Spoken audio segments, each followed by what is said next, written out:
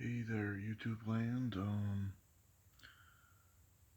Today I thought I'd make a video since my school's been shut down for 4 or 5 weeks because of the coronavirus that's been going around lately, and it's been all over the news. But anyway, that's enough of that. Thought I'd like to share with you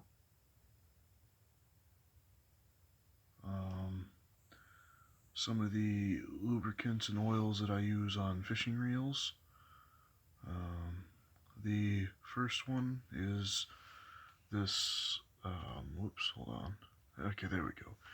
Lithi's white lithium grease.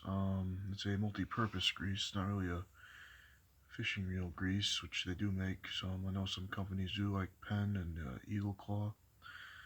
But, this is what was available, because the nearest place that sells fishing stuff is like, to me, is like, 20, 30 minutes away or so. And, but I do live near an Ace hardware store, so this is what they had.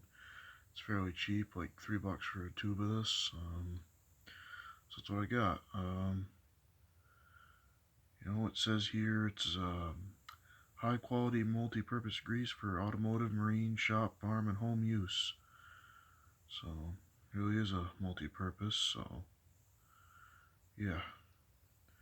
The other thing I use is just regular old 3-in-1 oil.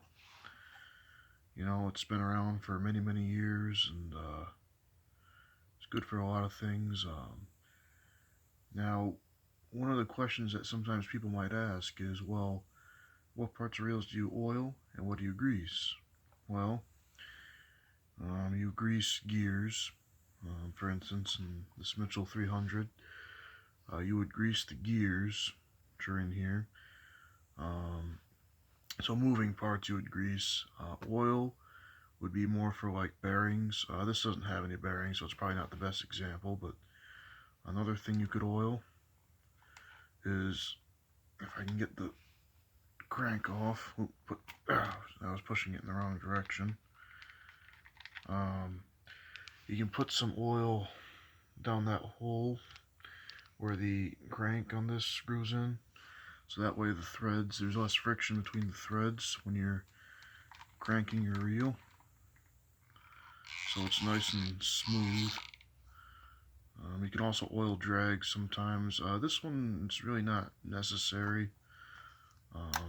You can hear it's nice and smooth, but some reels you have to do that. Another thing you oil is your bail springs, because if you put grease in a spring, it'll just bog it down.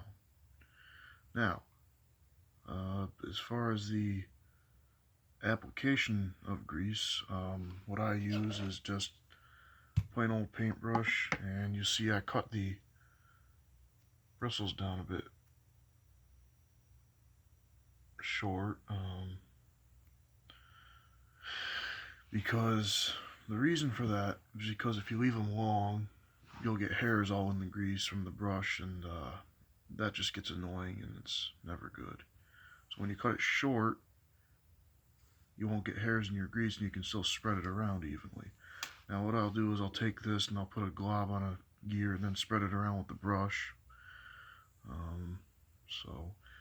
But another trick I heard from my grandfather, who has owned some of these Mitchell reels, is that back in the day, if you didn't really want to take them apart, you took this back screw out with a big flathead screwdriver, and you could put the tip of the tube in there and put some grease in there and work it in. You can also do that with oil, so that works, I guess. But these reels are really simple to take apart, so it's usually what I do. But that's just the way it is. So these are like the two main things I use for my reels. I'm not sure when I still have quite a bit left, so I'll be fine. I only usually re-lubricate and oil reels like once a year. You usually like do it once a season, and then it's good for the whole season. And then in the winter time during the off season, that's when I tend to re-lubricate them, because because that's usually the best time to do it, because then you have more time to do it. So, yeah. If this was helpful, I'm glad. If not, you can tell me what I could do to improve in the comments.